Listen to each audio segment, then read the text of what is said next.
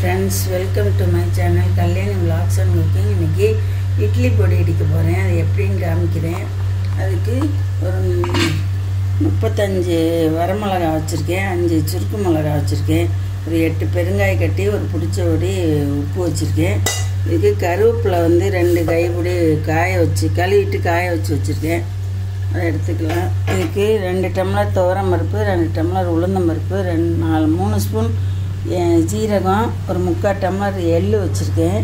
இது எல்லாம் எப்படி வறுக்கிறதுன்னு பார்க்கலாம். நல்லெண்ணெயில் தான் முதல்ல பெருங்காய கட்டியை வறுத்து எடுத்துக்கிட்டு தனியாக நச்சுட்டு எடுத்துக்கணும். அப்புறம் மிளகா, உப்பு, கருவேப்பிலையை போட்டு வறுத்துடணும். கருவேப்பிலை பச்சையாக அரிஞ்சு இது கொஞ்சம் ரொம்ப நேரம் ஆகுமே கழுவிட்டு இப்படி நிலக்காய்ச்சலாக வச்சுட்டேன். இப்போ 2 ஸ்பூன் எண்ணெய் ஊற்றிக்குவோம். நல்லெண்ணெய் தான் ஊற்றணும், அப்போ தான் பொடி நல்லாயிருக்கும். அன்றைக்கி கொஞ்சம் அதிகமாகவே வறுக்கிறேன். இப்போ இதில் பாதி தான் வறுப்பேன். சரி, உங்களுக்கு காமிக்கலான்ட்டு. காயட்டும், இந்த பெருங்காயத்தை வறுத்துக்குவோம். பாருங்க, பெருங்காயத்தை போட்டேன், நல்லா பொரியட்டும். எண்ணெயில் நல்லா பொரியணும்.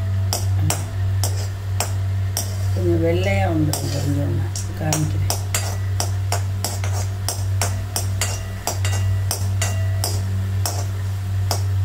உடனே மிக்சி பிளேடு போயிடும். தனியாக வச்சுக்கிட்டு ஒரு பைக்குள்ளே போட்டு இடிகளில் தட்டிவிட்டு தான் போடணும். அப்போ தான் மிக்சி 2 நாளைக்கு நல்லாயிருக்கும்.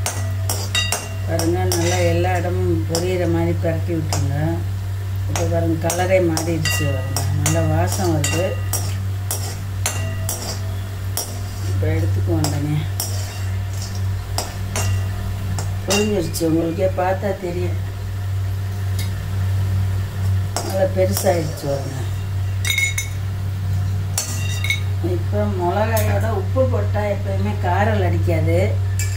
வரமிளகா, சுருக்கு மிளகா ஒரு 6 மிளகா வச்சுருக்கேன். இந்த காஷ்மீர் மிளகா இவங்க வைக்காது, கலர் கொடுக்கும். இப்போ கருவேப்பிலையும் போட்டுக்கிட்டுருவோம். கருவேப்பிலை நல்லா ஒரு டவராக இருக்கும். அதையும் போட்டுக்கிட்டுருவோம். போட்டு கொஞ்சம் உணர்ந்துருச்சு. நான் அந்த ஈரச்சத்து எடுத்து காய போட்டேன். பச்சையாகவும் எடுக்கலாம், அதுவும் நல்லாயிருக்கும். கொஞ்சம் நேரம் வதங்குறதுக்கு. இந்த மிளகா வெயிலில் காய வச்சனால சீக்கிரம் வதங்கிடும். கருவேப்பிலை கொஞ்சம் ஒடிகிற மாதிரி வரட்டி ஆஃப் பண்ணிக்குவோம். நான் வறுக்கட்டு காட்டுறேன். மிளகா வறுக்கையில் இந்த உப்பை போட்டிங்கன்னா ஒரு இருமல் கூட வராது. இல்லைன்னா காரம் தொண்டை கமரும் இந்த மிளகா காரத்துக்கு. இப்போ ஒன்றுமே நெடியே அடிக்காது.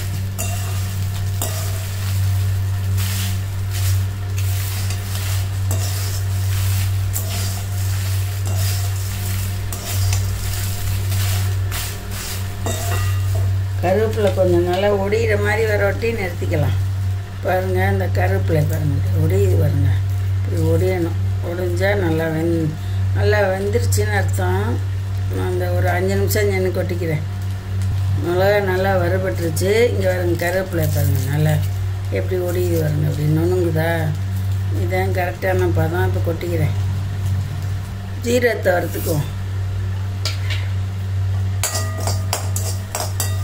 ஜீரகம் ஒரு 3 ஸ்பூன் போட்டிருக்கேன்.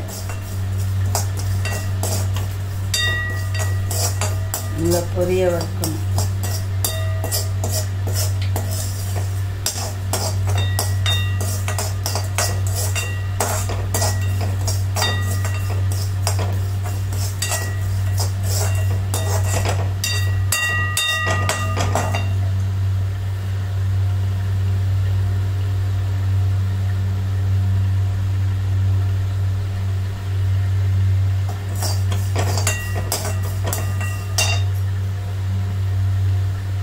ஜீரகம் இன்னும் பொரியல.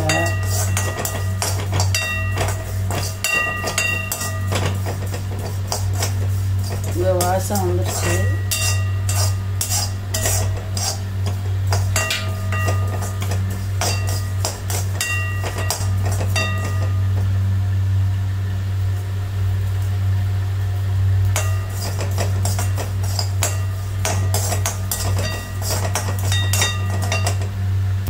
ஜீரகம் வந்துருச்சு, பொரிஞ்சிருச்சு. இறக்கியும் பாருங்க. இப்போ எள்ளை வறுத்துக்குவோம். வறுத்து கொட்டி வச்சுக்கிட்டுருவோம். ட்ரை ரோஸ்ட்டு தான் பண்ணணும். அதெல்லாம் எண்ணெய் ஊற்றி வறுக்கணும். நல்லெண்ணெய் ஊற்றி நல்லா படப்படன்னு பொரியும். நான் இப்போ எடுத்துகிட்டு காமிக்கிறேன் பாருங்க. கடுகு படப்படன்னு வெடிக்கிது பாருங்க. வெள்ளை வெள்ளையாக பொரி மாதிரி வருது. இது எல்லாம் பொரிஞ்சோன்னா நம்ம எடுத்துக்கலாம். சிம்மில் வச்சுக்குவோம். பொரிஞ்சிருச்சு கடுகு. எள்ளு கடுகு இல்லை, எள்ளு பொரிஞ்சிருச்சு. இப்போ எடுத்துக்கலாம். அதான் நல்லா வாசமாக இருக்கும் பொரிஞ்சாதான். சட்டில் கொட்டிக்கலாம்.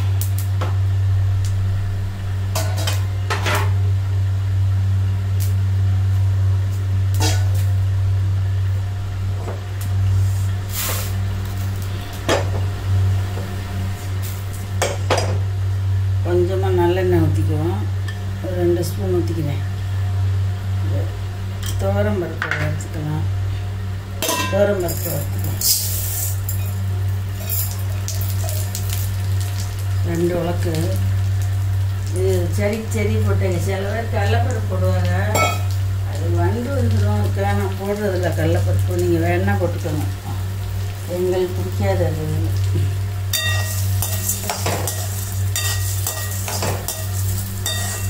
எப்பயுமே கடலைப்பருப்பு போட மாட்டேன். முன்னாடி போடுவேன். அது ஒரு மாதிரி மக்கு மாதிரி இருக்கு பொடி.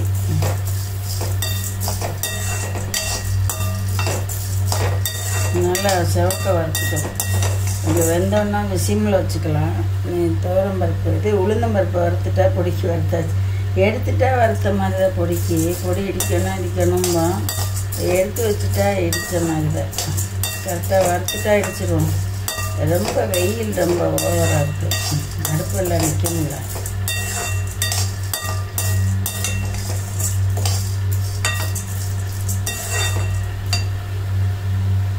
பாருங்க, பெருங்காயத்தை இந்த பையில் போட்டு நல்லா நச்சு எடுத்துக்கிட்டேன். இப்போ இதெல்லாம் மிளகாயெல்லாம் ஆறிடுச்சுன்னு மிக்சியில் போட்டுக்கணும். மிக்சி ஜாரில் போட்டு மிளகாயை நல்லா முடிக்கிடுவோம். கரெக்டாக இருக்குது.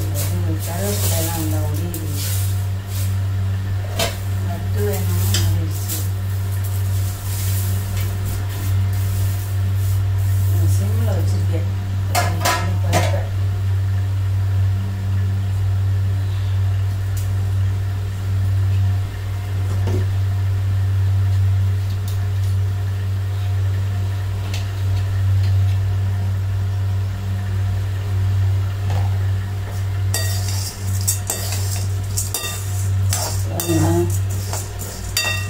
செவந்துருச்சு. கொஞ்சம் உளுந்த மறுப்பு அது 1-2 செவக்காம இருக்குது. சிம்மில் வச்சு வறுத்துக்கோ. கிண்டி விடாமல் போயிட்டாங்க.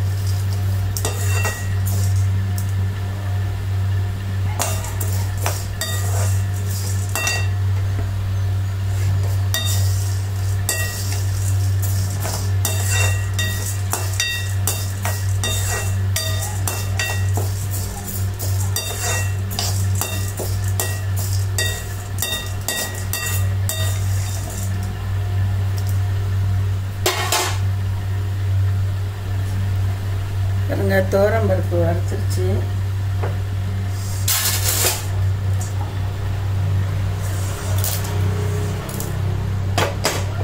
உளுந்தம்பருப்பை வச்சுக்குவோம். 2 ஸ்பூன் எண்ணெய் ஊற்றுறேன்.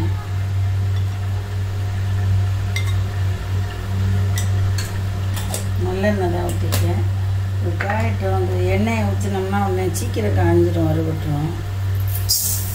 உளுந்தம்பருப்பு 2 டம்ளர். இப்போ இதை ஆறட்டும். ஆறட்டி இதை மிக்சியில் போட்டுட்டு வரேன்.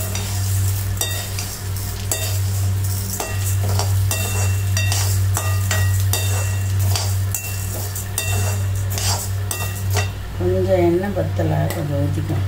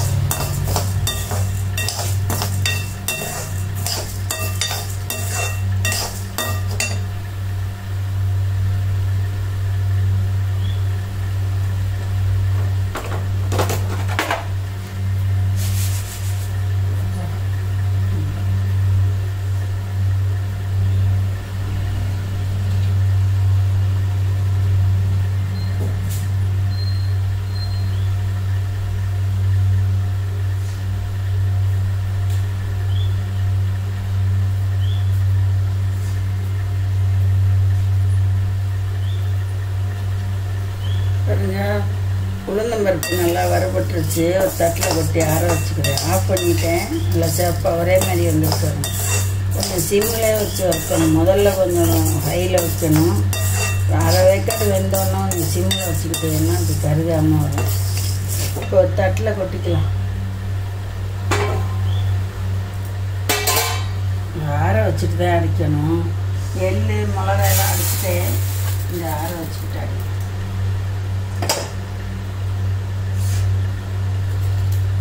ஃபேனில் ஆற வச்சுட்டேன்.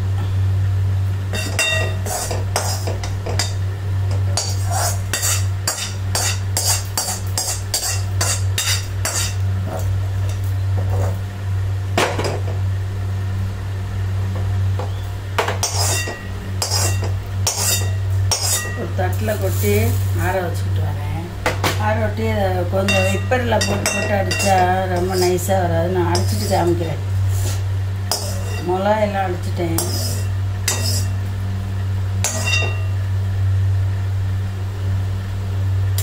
சுடுது. ஆற வச்சுட்டு வரேன். இருங்க, பொடி இடிச்சாச்சு. ஆறட்டும், அள்ளிட்டு காமிக்கிறேன். நல்லா கலந்துட்டேன். உப்பெல்லாம் போடணும்னு பார்க்கணும். பத்தாட்டி தூள் இப்போ கலந்துட்டு ஒரு அடி அடிச்சுக்கலாம்.